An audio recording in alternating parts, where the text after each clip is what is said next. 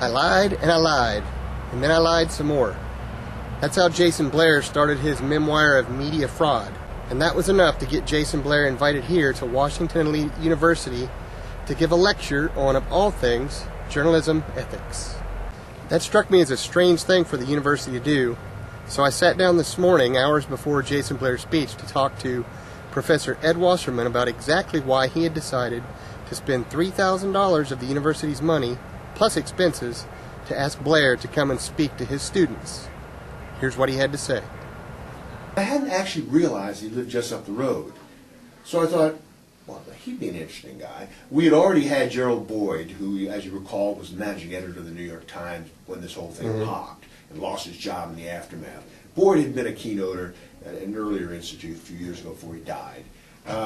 We had another editor from the New York Times named Lauren Manley, who was actually honchoed. He was supervised the reporters who compiled a postmortem on Blair.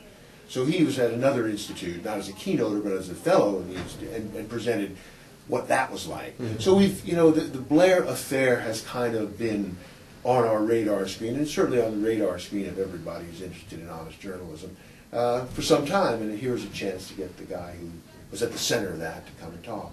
But why did you want the most infamous journalist of the 21st century to be at an ethics seminar? Well, I think there are two reasons. First, we are in the business of training journalists. And one of the things we want journalists to do is to go to the sources. We want the people who are at the center of major events, we want them to feel that that's part of what their job is to engage those people, confront those people, challenge them, listen to them, and report what they have to say. So the idea of relying exclusively on second-hand accounts is something we don't want journalists to be comfortable with. So as potential journalists, it's of interest for them to go directly to the people involved in major events. And secondly, as an academic, I think that Blair's wrongdoing may be illuminating in ways that we don't exactly anticipate. Wasserman isn't alone in his thinking. I talked to some of his students as well, and they were perfectly okay with Blair coming to their campus. I'm actually going out of town this weekend, and I put off my time of departure just to hear Jayson Blair speak. I'm really excited. I think it's really cool that even though he maybe doesn't embody like the best values of journalism when people think of him, that it's cool to get that perspective. I think that we really have a lot to learn from his mistakes, and that there's no better way of showing people not to fabricate and to tell the truth than to bring somebody here and actually listen to what he has to say. I think it's very important that he's coming to our campus. We've gotten a lot of backlash from at least like the online sphere. A lot of people have been saying, well, W&L shouldn't be hosting a person who has made such grievous mistakes. But if we don't confront those mistakes, we're doing ourselves and journalism a disservice. We have to learn where our industry went wrong before we can know what to do right. I think he's a unique person.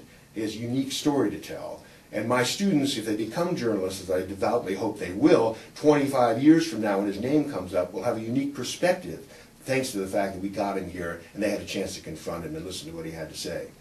And sometimes it's useful to hear and see firsthand the catastrophic consequences of this to remind you of why it isn't the thing you should be doing.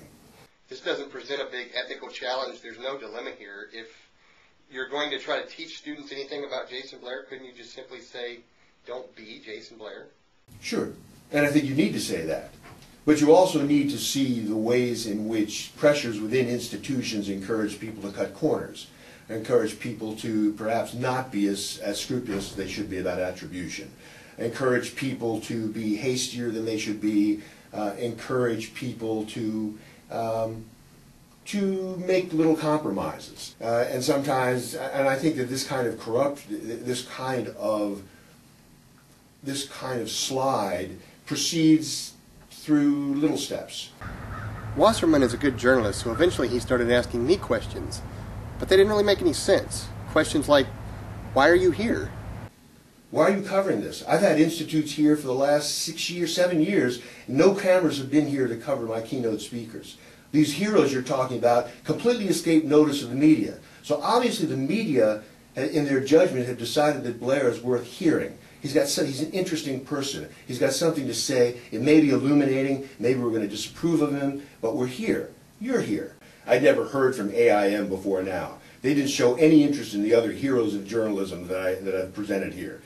So AIM coming to tut-tut and to scold about having somebody who has something very interesting to say to my students, I think. What I couldn't seem to get him to understand is that I didn't come here to cover Jayson Blair's speech.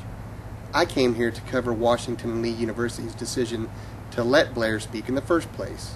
We're not sponsoring his wrongdoing. We're not condoning it. We're going to disapprove it. We're going to condemn it in the strongest terms. My students know that we have absolutely no patience with that kind of wrongdoing. They know that. The fact is, we're a university. We get people. This is a teachable moment. A teachable moment?